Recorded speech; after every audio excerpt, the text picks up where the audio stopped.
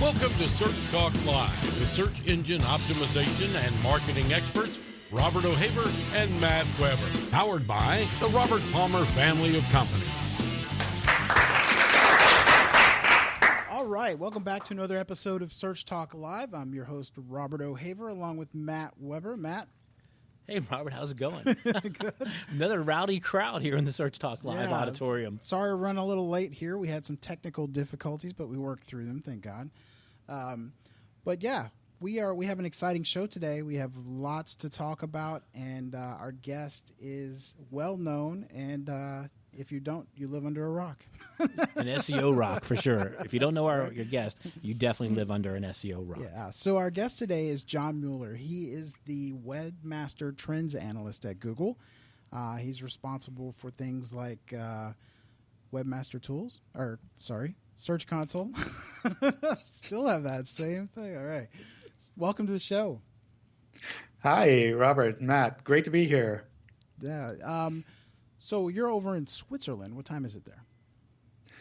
It's like 9:30, a little bit past 9:30 here, so not too crazy late. Yeah. Well, I appreciate you taking the time to be on the show.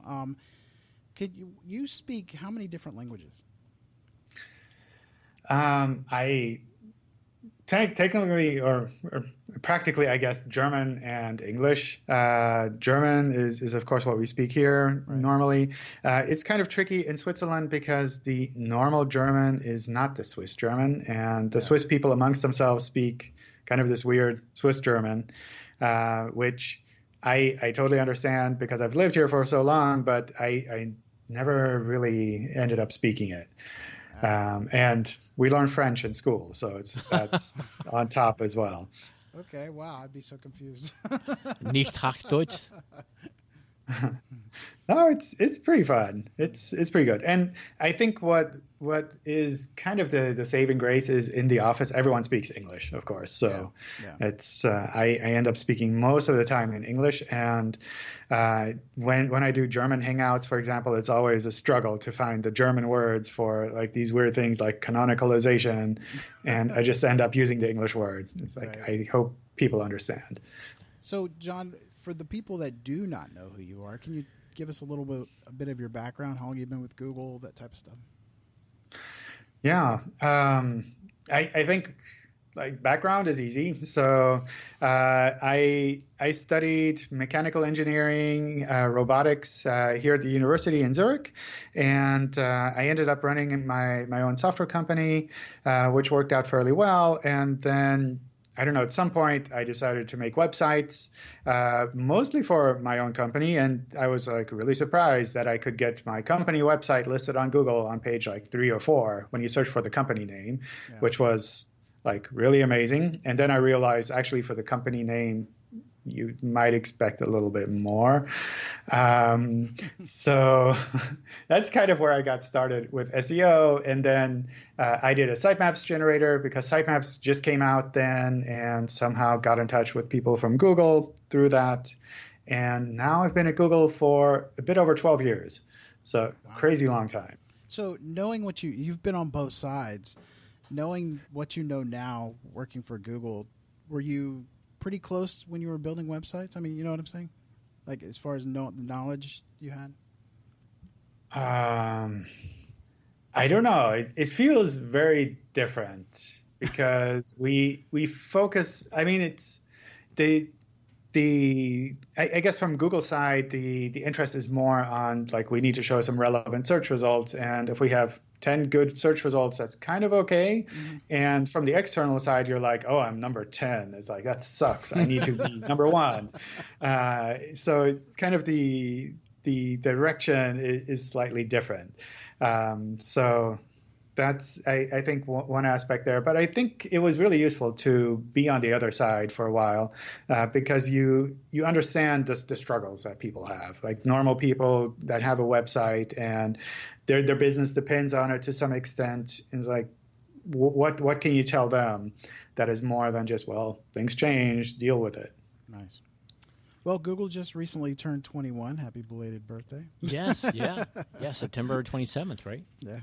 So let's dig into it, John. We a lot has happened in the last 2-3 weeks with the rich snippets or the schema and the core update. I'd like to run through some of that stuff with you. Sure.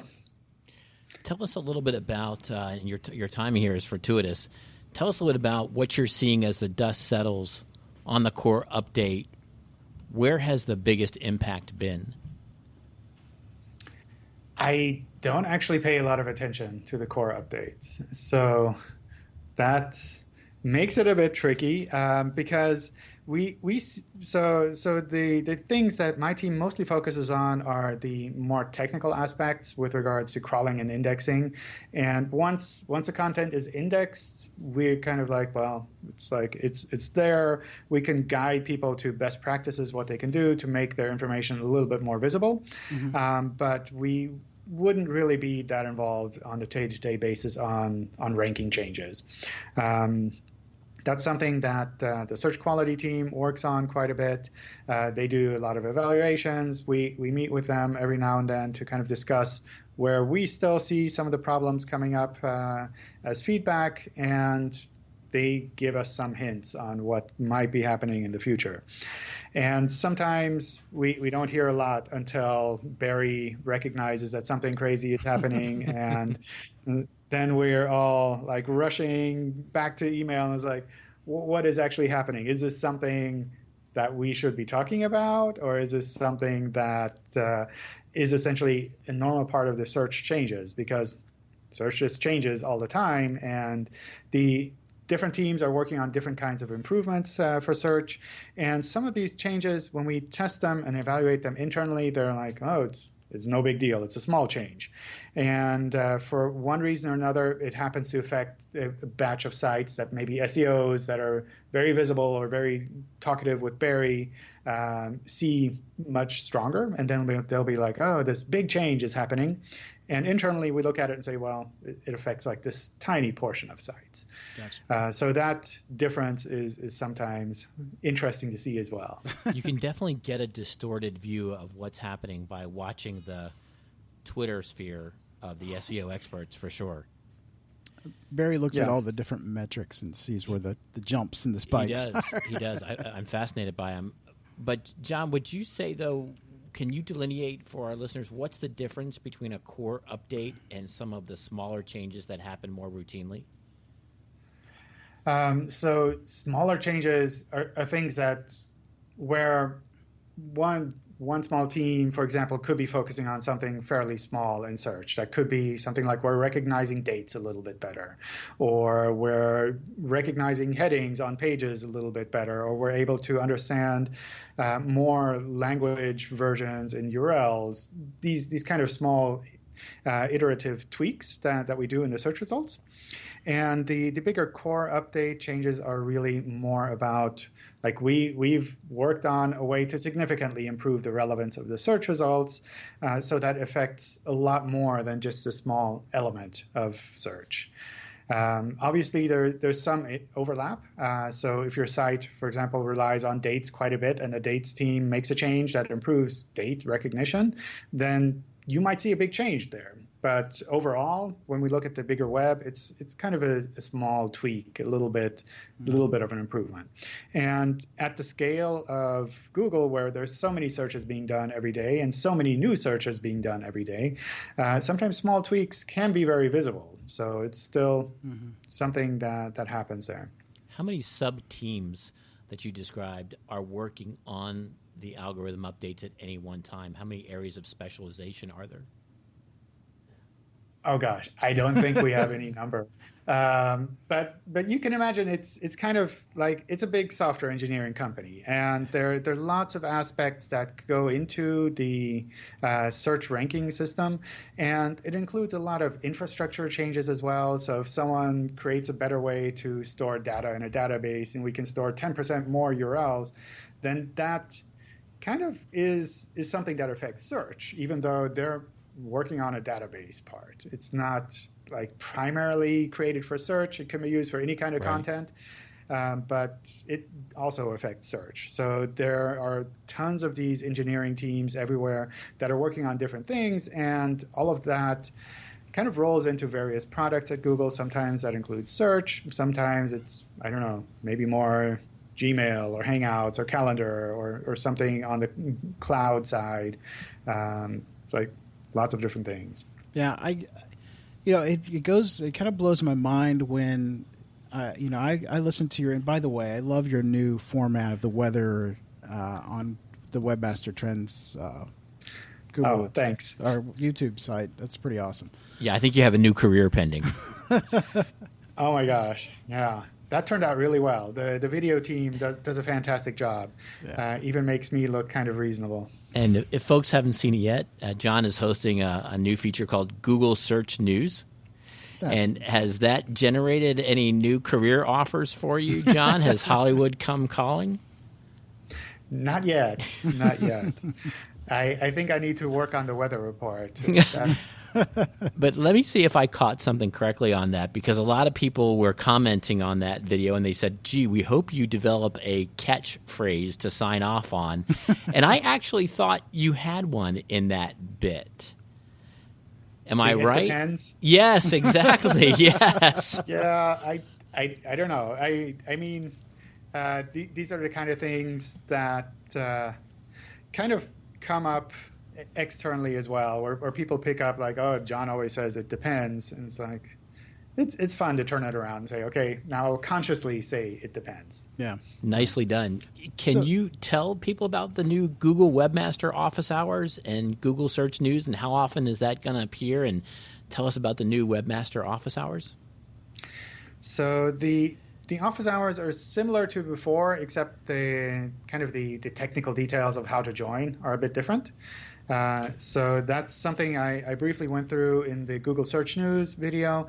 The Google Search News is something we want to put out every, 4, 5, 6 weeks, depending on how much time we have. And what I tried to do there is to kind of combine all of the important things that have been happening recently.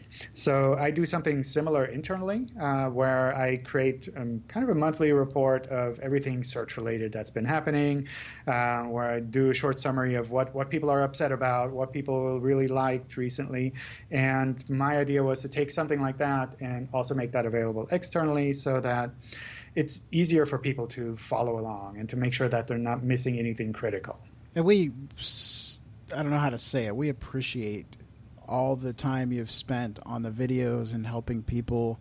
I mean, a lot of the questions you get are repetitive, and I'd like to say, and please correct me if I'm wrong, but if you're following best practices for SEO, really things haven't changed much, right? Yeah, I think a lot of things are fairly similar, but especially things around structured data, that's something where I think the capabilities have shifted quite a bit. Yeah. So in the past, you would focus a lot on, like, I can make my page or my site so that it's crawlable. And nowadays, you just install WordPress, and it's like you have a kind of by default a site that works well for SEO. And structured data is kind of the one place where you kind of do a little bit more than just create a site that works well for users. You're creating a site that also brings the information to machines that read the code on your pages. Yeah. Now, that brings us to a kind of segues into the schema. And that's something that everybody kind of freaked out a week ago when this was released. And, I had to actually have a question here from somebody about schema. They were asking, if they leave the aggregate review snippets on their site, is there some kind of penalty for that, even if you're not using it, or it's okay to leave it there? At the moment, the plan is really just to let people keep it there if they want to keep it there. So if it makes sense to show it to your users on your site, it's like, go for it. We also didn't want to create a situation where everyone had to panic and change things on their site and suddenly start removing widgets or start removing code, and then they break something else on their site and everything goes downhill from there. So essentially what we wanted to do is roll out this change where we would say, if if there's a review about your business on your homepage, then we just won't show that in the search results. Okay. And you can keep it on your site if you want. We just won't show it. Gotcha. You can hope one day. And then recently some changes about giving webmasters more control over how their site appears in the search engine results. Can you summarize those for us? Yeah, I thought that was really neat. That's something that we've been working on for quite some time, and something which was, I think, like hotly debated internally for a really long time, because we kind of were worried that if we introduce even more robots meta tags, people will be even more confused, because even with the current robots meta tags and the robots text directives, they're not a lot. Like, you have the no index, no snippet, and that's pretty much what most people worry about. And we introduced a whole bunch more. We were really worried that if we introduce a bunch more, then people would get even more confused. The new ones that we have are ways that you can specify how your preview of your site is shown in search. So that includes the text snippet, an image, if you have an image, if you're visible in image search, if you have a video preview, that's something there. And it lets you specify how long of a snippet you want to have shown. So that's, I think, the primary aspect there. It's one of those pieces of feedback that we've gotten over the years, is like, you're showing my full answer in the search results, why would anyone click through to my site? And now we're giving you a little bit more control with regards to how long of an answer or kind of an extract or preview that we would show there in the search results. That's really nice. And I think the interesting one is also the data no snippet, which is probably going to be harder to implement, where you can explicitly take a part of your page and say, don't show this in the snippet. So if you have something like, the answer to this question is blah, then you can take that blah and say, well, that should not be shown in the snippet. And with that, you would have the kind of the snippet. Theoretically, the answer is, and then nothing, which would potentially encourage people to click through to your site and see, like, well, what is this thing that you're promising? Would it actually give you the rich answer if there is no answer? You know what I'm saying? Well, we would show that. I mean, we would show the text snippet either as a normal search result or as a featured snippet. Okay. And we would just cut out that part that you're saying, well, this is something I don't want you to show in the snippet. I understand. I don't know if I'd want to do that, because you're kind of running the risk of...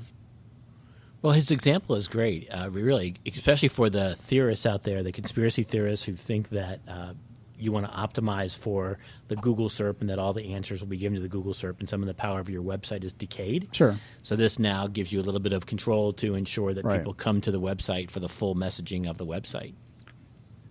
I mean, it's something where you have to look at your site and see what makes sense. So going back to that answer, it depends, it's really something where I don't think one answer will work for everyone.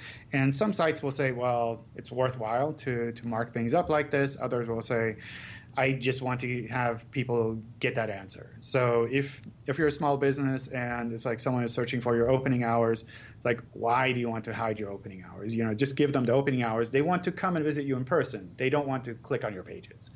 Or similarly, if you're selling something and someone is asking about your return policy, then like, why not just show that in the search results directly? You're not going to get more sales if people have to click through to your site and get that information there. Gotcha.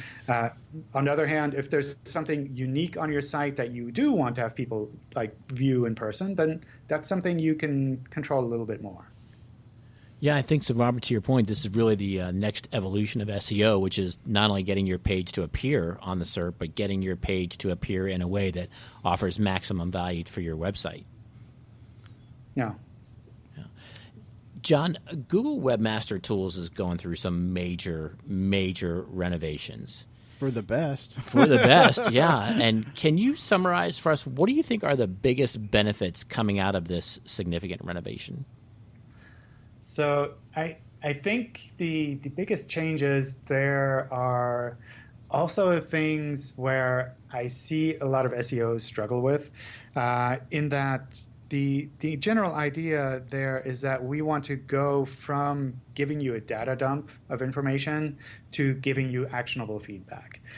So when we're talking about the indexing information, we want to tell you, like, these are some of the issues that are happening there, and not like we found 5,404 errors on your website, because maybe those 404 errors have always been 404 and you don't really care about that. So that's kind of the evolution that we're trying to do there, going from just purely providing data to providing more insights and giving you more actionable information on things that you could be focusing on a little bit more.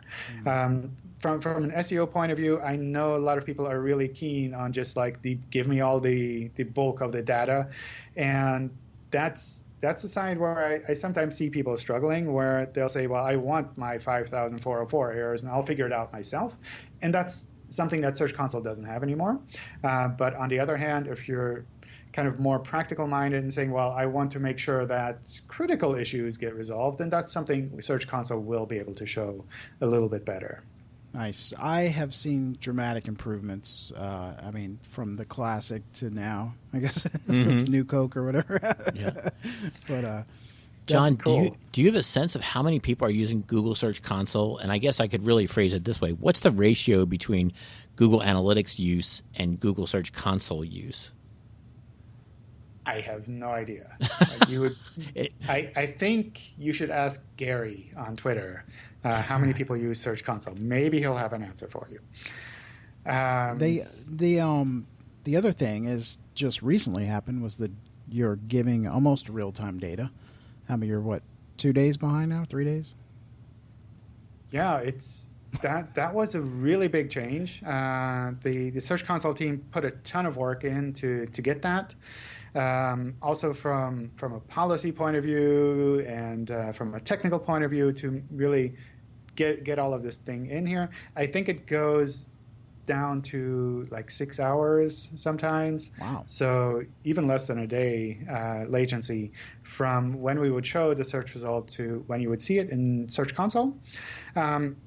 It's at the moment it's kind of split between the really fresh data from I think the last 3 days and the older data, in that sometimes you'll see kind of a jump for some sites where it kind of shifts from something in fresh to something in the more stabilized data. I think that's something we kind of expect, and especially for bigger sites, you might see that.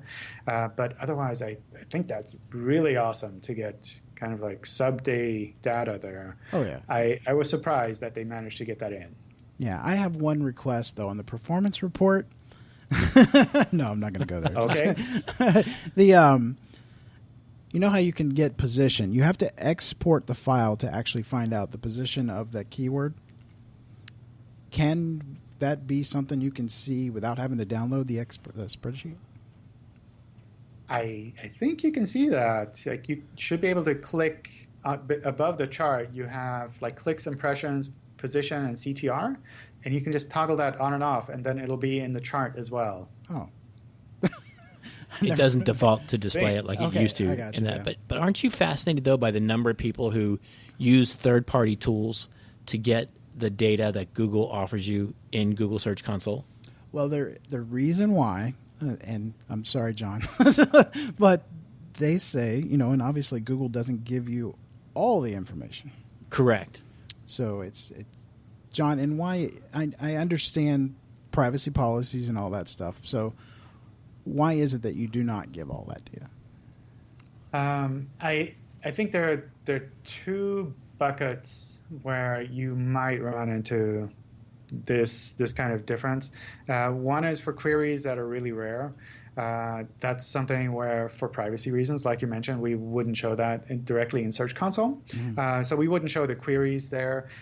We would show the counts aggregated. If you look by URL or by site, we would include those counts, but just not those queries individually. The other is if it's a really large site and you have a ton of search queries, then at some point we just have to cap them. And it's like, well, like we can show this many search queries per site per day, but we can't show more than that just because we have to make some kind of reasonable cutoff. Sure. For resource allocation. Right. Yeah.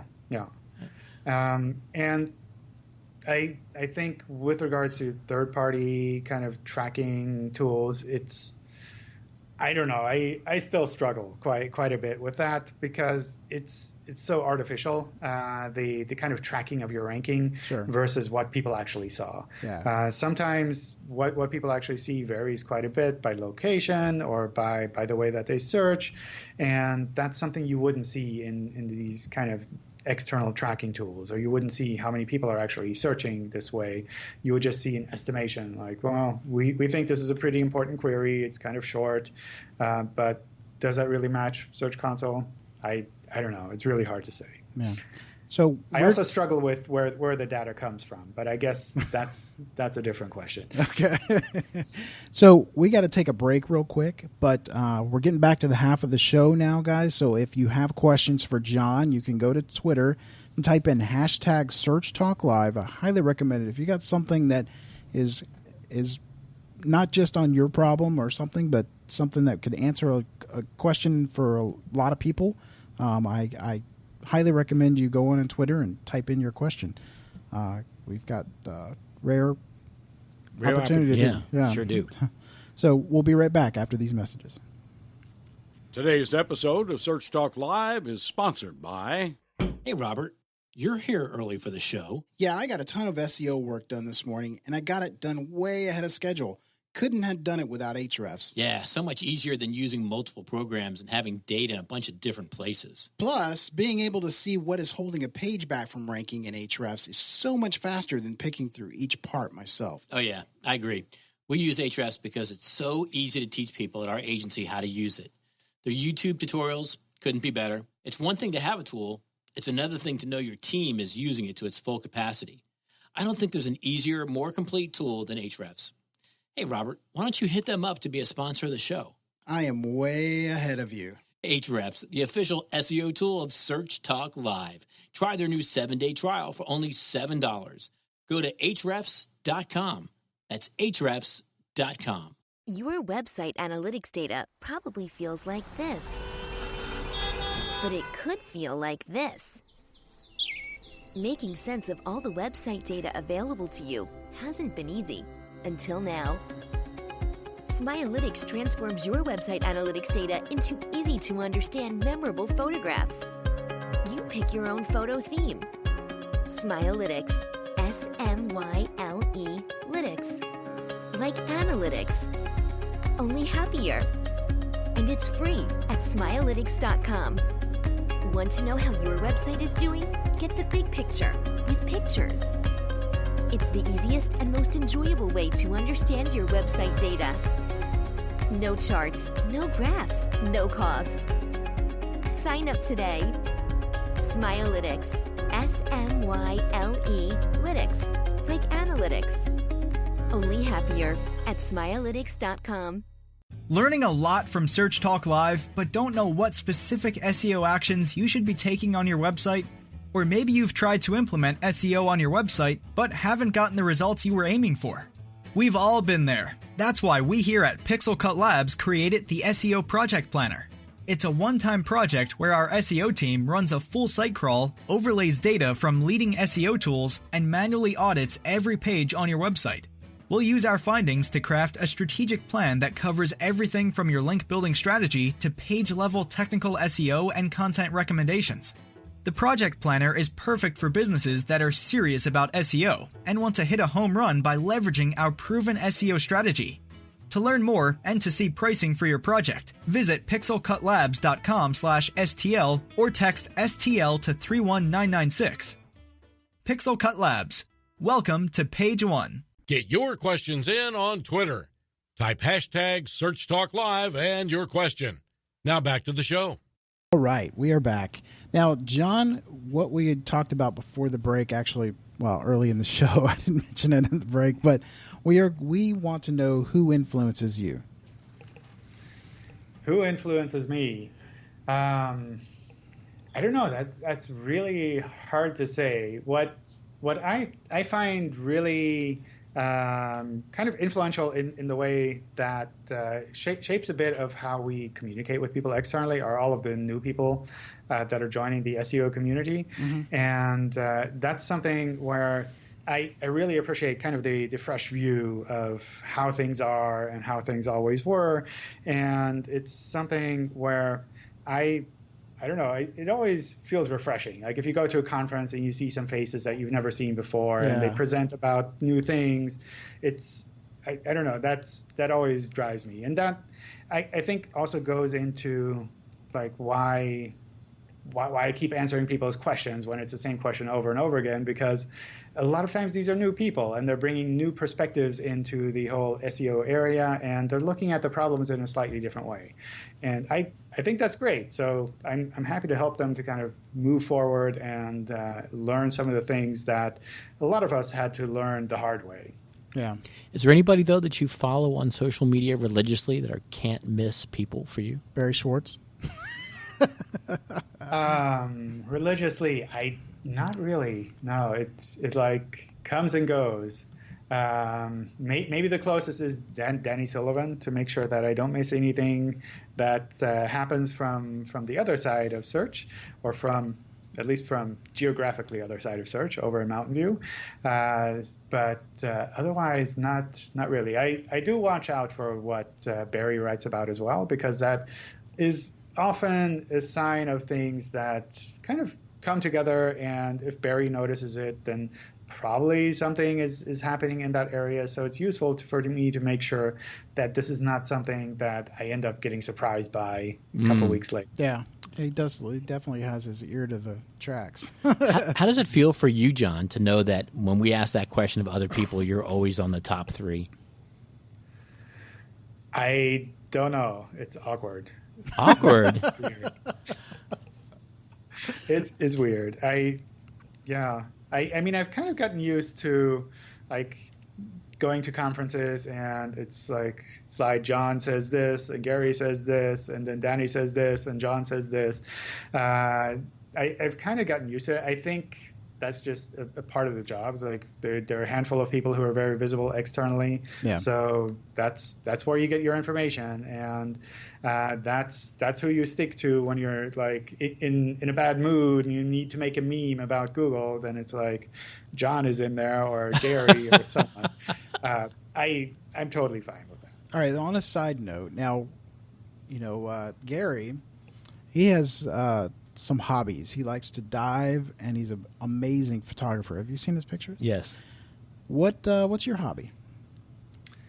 What's my hobby? So at the moment, I spend a lot of time cycling. I don't know. Mm-hmm. So I guess you could say that's a bit of a hobby.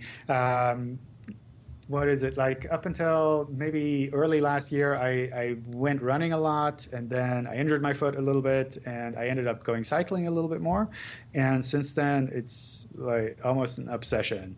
So It's like I have my bike, and then it's like, well, I could get another bike or maybe one more. Or It's like this terrible thing. And I find it interesting because a lot of the stuff that we do around SEO kind of maps to that as well, in that you have some of these technical aspects, like you could have a bike that costs a lot of money and is really lightweight, but on the other hand, that doesn't do you any good if you don't have kind of the content that you need for that machine. Yeah. So kind of the training that you need for that. And like oftentimes you have a mixed set, and that you have this weird shaky bike and you feel you're pretty good, but like how do you get to the next level? Do you need to improve the bike or do you need to improve the content? Like how does that map? So I found that really interesting. Nicely done to bring that back to search. Yeah, that's passion. Nicely done. Well, we've got a bit of a mathematical question for you then. Joy Hawkins recently retweeted that the knowledge graph in organic, which SEOs are popularly referring to as position 0, is actually referred to as position 1 in Google and mathematically used as an integer 1 in calculating the average position and not using 0. Can you confirm that? Yes, that's true. Yeah, I think people externally refer to it as position 0 because it feels like it's above the other results. But we have so many different kinds of results that we just start with one and count through them. I think there's a help center page that talks about the order, and sometimes it's slightly weird in that you'll have a block of results, and we'll count that block as one position, even though maybe there are 2 or 3 individual items in there. So it's the kind of thing where I imagine other tools count things differently, and it's not like obvious that you would count like this, but like that's how we decided to do it. So we're trying to document that as well. Can I say that back just to make sure I caught it? If I'm a knowledge graph position and my organic listing is right underneath it, are both of those being attributed as position 1? So in Search Console, we count the topmost item as the one that we would use for the average. So if you have three pages in the search results, or you have one page that's listed twice, we would count the topmost one and use that for the average. As that average is going away, isn't it? Well, the average is across all of the impressions that we had for that query or for that page or for the site. Okay, gotcha. John, can you talk a little bit about crawl budget? I think it's one of the most misunderstood features, and I think it's because somebody wrote an article about it, honestly, and I think misinterpreted what it is, and it caught fire, and I think now everybody's under the impression that you have this highly limited number of crawls by Google, regardless of what your website is. Can you enlighten us on that? So the kind of crawl budget that people talk about is kind of a 2-part thing. On the one hand, it's a technical thing in that we want to make sure that when we crawl your website, we don't break your server. Like Googlebot has a lot of bandwidth, and theoretically we could do thousands of requests a second to your server to get all of your content. But practically your server would probably be unhappy with that, and all other normal users would be kind of unhappy about the slow website. So that's something from a technical point of view. We try to figure out what that limit is for a website, and we adjust that over time. So that happens totally automatically in that when we see a lot of errors happening or when we see the results coming back slower, then the next day we'll crawl a little bit less. And if things speed up again, then we'll crawl a little bit more. That's kind of the technical upper bound. For most websites, that technical upper bound is way above what we would need to crawl. And that's the other aspect there. That's kind of the crawl demand from our side. So how much do we want to crawl from this website a day? And like I said, for most websites, the amount of content that we want to crawl is way below what we could technically crawl. So for the most part, the discussion around crawl budget isn't really something that people need to worry about. On the other hand, if you're a really big site, if you're an e-commerce site, and you have thousands or hundreds of thousands of products, and you have all of these combinations and categories and paginated pages, all of that stuff, then you suddenly have millions of URLs, and you want to make sure that those get updated fairly regularly. So that's kind of the situation where you would run into kind of talk about crawl budget, where you want to make sure that from a technical point of view, Google is able to crawl as much as it can. And when Google does go out and crawl your website, it focuses on the URLs that are actually useful or the ones that you want to have indexed. So that's where you talk about things like how to do canonicalization well, how to make sure the internal linking works well, how to kind of remove URLs that you don't really need for your website. So things like empty search results pages, where you have maybe a search page on your e-commerce site and you search for a product that you never have listed. Why would Google ever need to crawl that? And how can you prevent Google from kind of running into that link and trying to crawl that? So I have a hypothetical question here. You have site A, site B. Site A is semi-slow. Site B is like super fast. Does that have any effect? I mean, obviously that's a ranking factor, sort of. But my question is, would you crawl site B more because it's faster, or Do you get what where I'm going? If we have a higher crawl demand, then we might, yeah. Okay. If we're looking at a blog and you have, I don't know, let's say 1,000 pages on your blog, and we can crawl 500 a day, then after 2 days we have your whole blog covered, then having a faster server isn't going to change anything. Okay. Like we'll crawl those 500 pages, and it's like we could crawl 20,000, but you have 500. It's like we're okay with that. Okay. That doesn't change anything. The other thing that I think a lot of people still get confused is the general speed that it takes to show a page in a browser versus what we actually use for the crawl budget, namely just fetching the individual HTML files. I gotcha. So that's kind of the difference there. When people talk about page speed insights and crawl budget, those are completely separate topics. So page speed insight shows how quickly it's visible for users in search, which is great. And crawl budget focuses on the HTML files, which might come back a lot faster, which might be slow as well. Okay. That is tremendous clarity. Yeah, definitely. One thing I want to jump back on schema question I just thought up of, will there be a point where Google will actually, instead of marking up a site for stars, for reviews, that you will actually aggregate that on your own? I don't know. I think that would be an ideal situation, that we could look at a piece of content and say, oh, this is a recipe, and here are the ingredients, and here's the cooking time, here's the calories, here's a photo of the recipe. I think we're still pretty far away from something like that. And the reason I brought that up is because it is so easy to control the review snippets. If it was out of our control, then it can't be abused. You know what I'm saying? Yeah, I don't agree that it can't be abused. Like, I'm sure they'll find a way. Somebody will find a way. I mean, well, not just SEOs. Lots of people are very creative. And if, for example, you see that we pulled, I don't know, the review stars from, I don't know, what is it, Google My Business, then I'm sure you would see this big drive of people like encouraging their customers to go to Google My Business and leave a good review. So I don't think kind of just having it automated where there's some machine learning behind it and that automatically figures out what you're trying to say on your pages will prevent any abuse. I also really appreciate the aspect of structured data in that you can be explicit about what you want.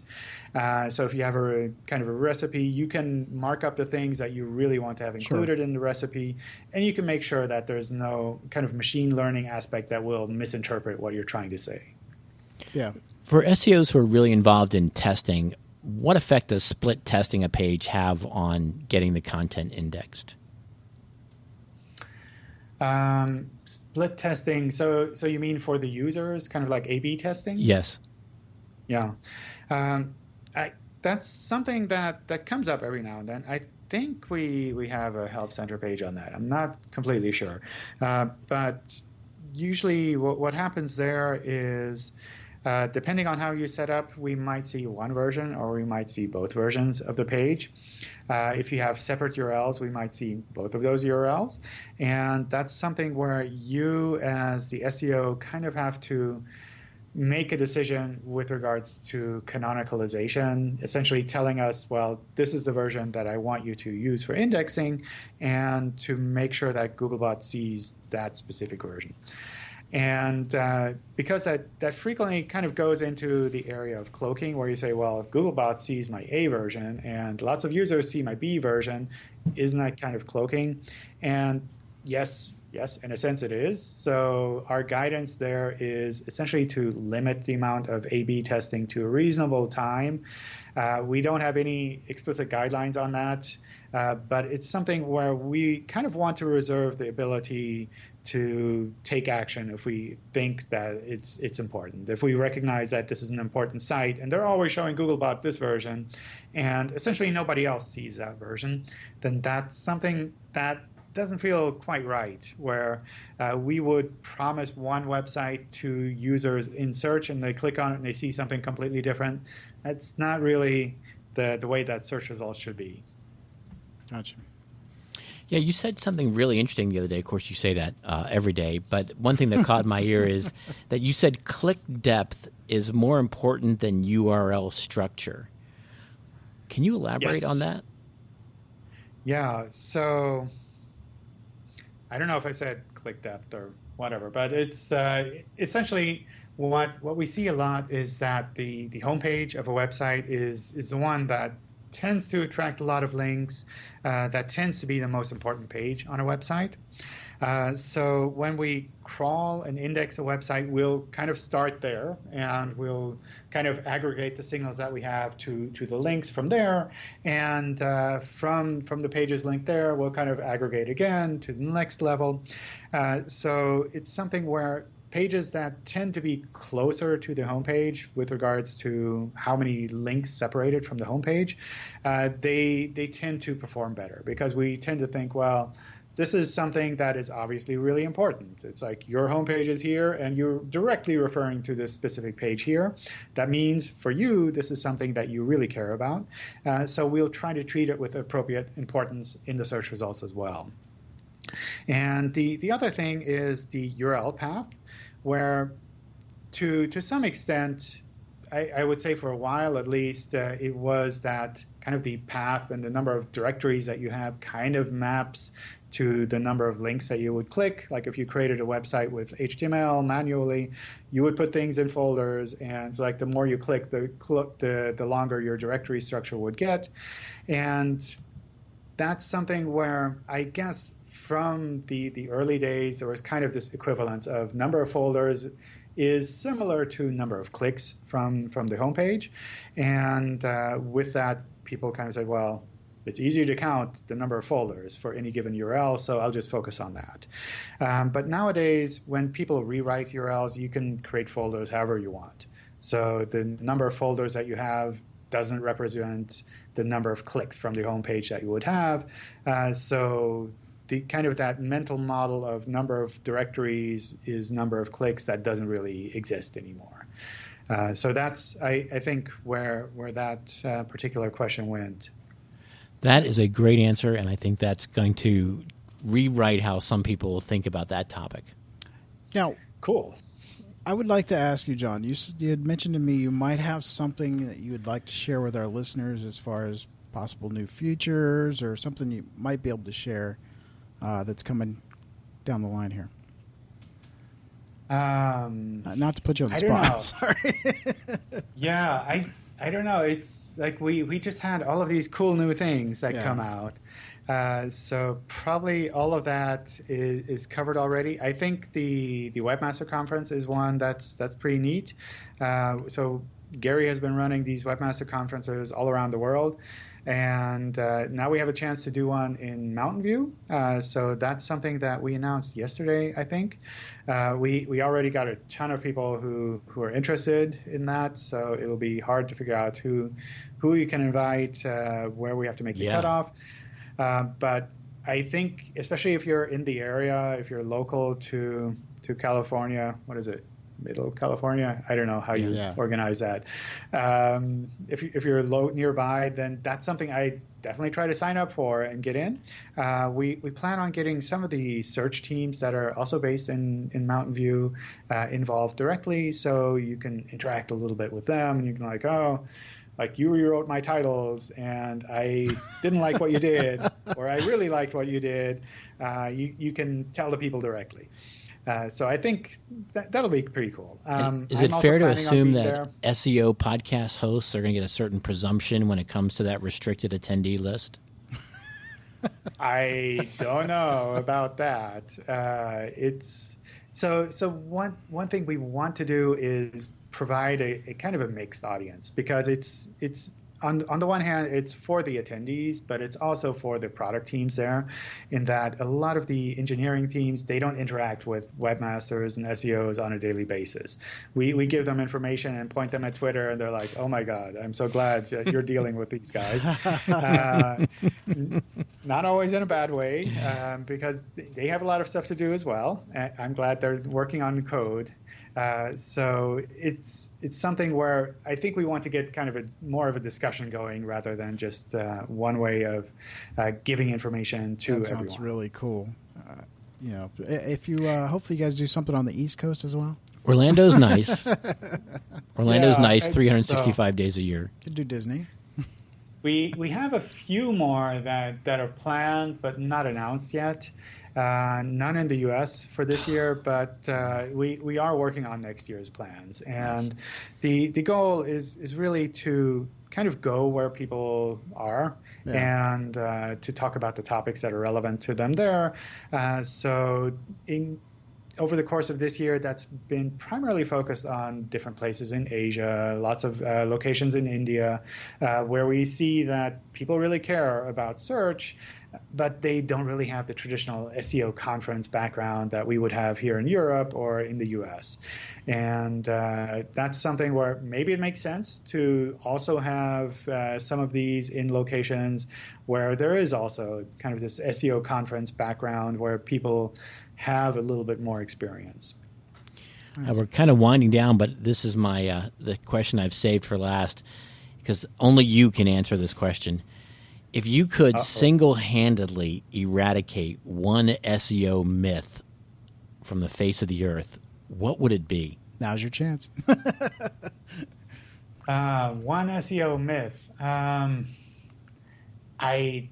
don't know. I mean, there are a lot of these myths where people are kind of face-palming on Twitter, and it's like, oh, God, this guy is asking this question again, like duplicate content, or I don't know. There are a bunch of these that go around, but it feels like there's always some aspect of truth in there as well, and that, well, generally, yes, this is not something you need to worry about, but there is this one edge case, and that makes it interesting for people because then it goes from being something that you just have to blindly believe to something where you can understand what is behind it and why is it like that. So that's, I don't know, what is it? Maybe one myth that I find kind of that happens every now and then. It's not as common, is translated content.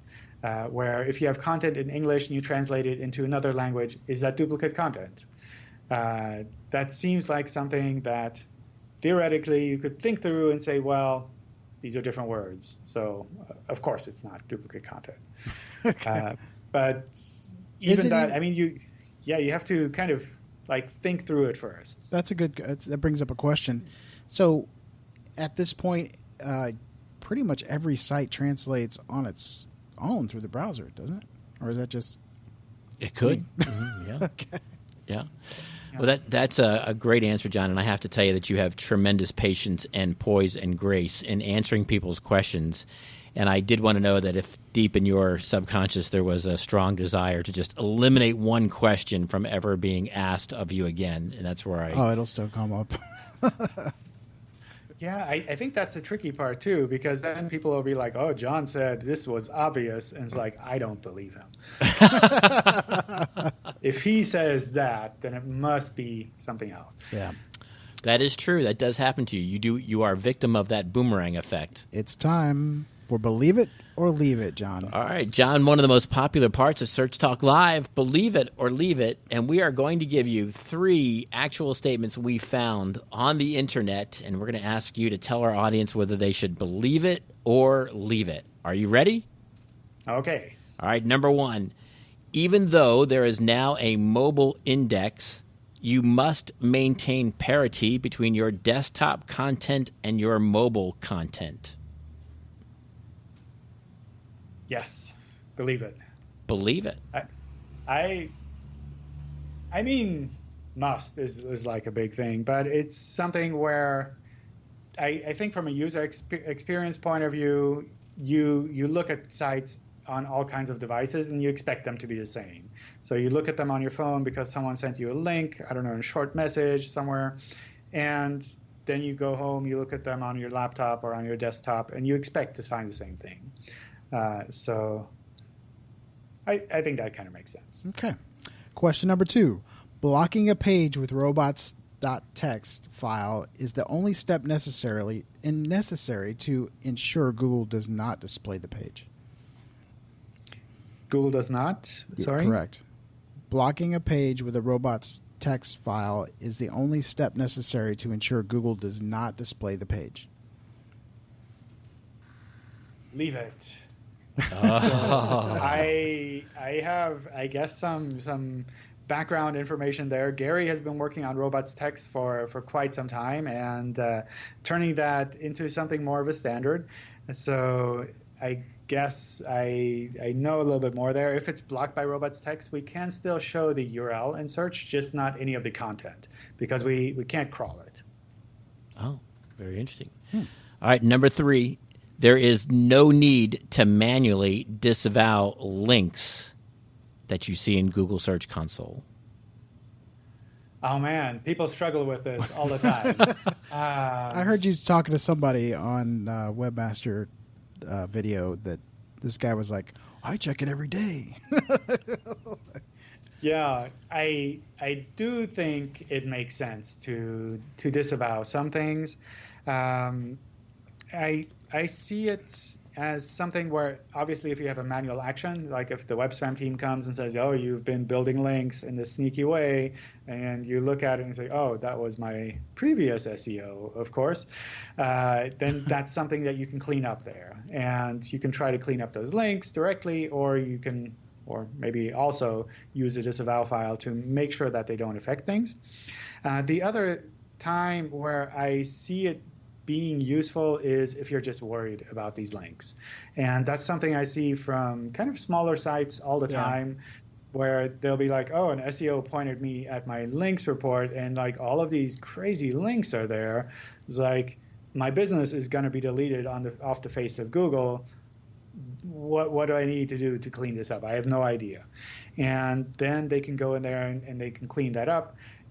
For the most part, we deal with that automatically. So you technically you don't need to do anything, but for kind of peace of mind, you're like, I did everything I could do, and I know Google's algorithms aren't going to deal with these anymore. And then it's like, I'm on the safe side. Maybe I didn't need to do it, but it's like I brush my teeth 5 times a day just to make sure, you know? Yeah.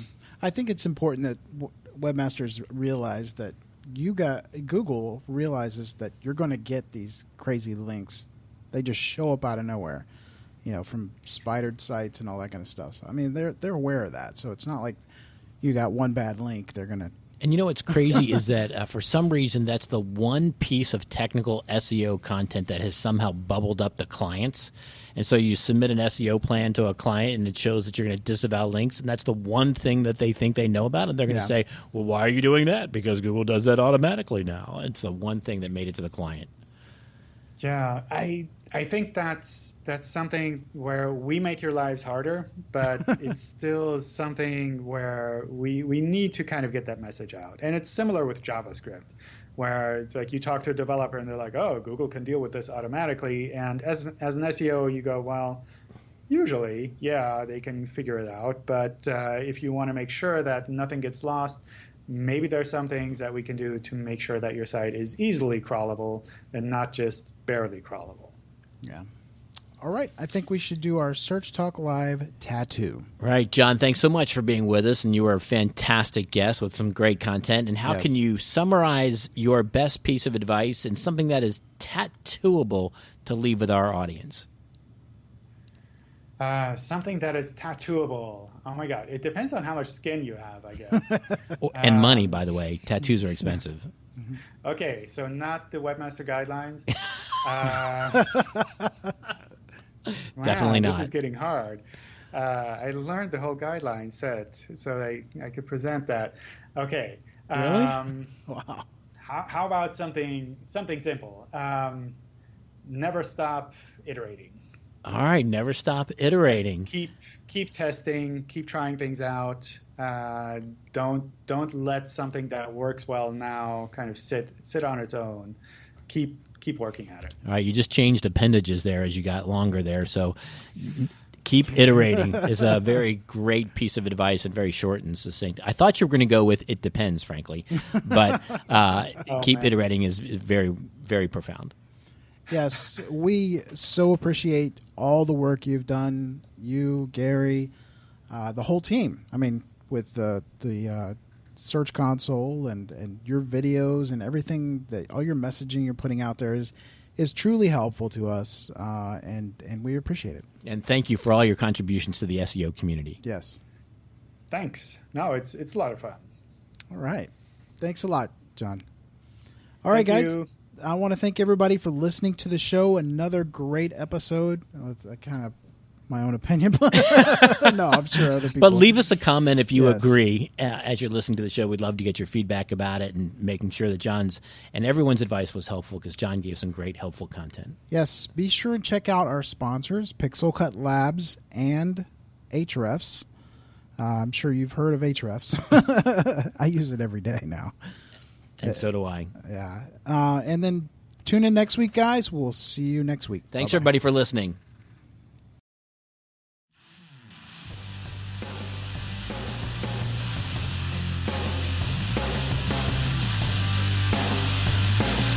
Search Talk Live is sponsored by the Robert Palmer family of companies. If you have questions for Search Talk Live, or you're interested in being a guest or a sponsor of the show, email Robert at searchtalklive.com. That's searchtalklive.com.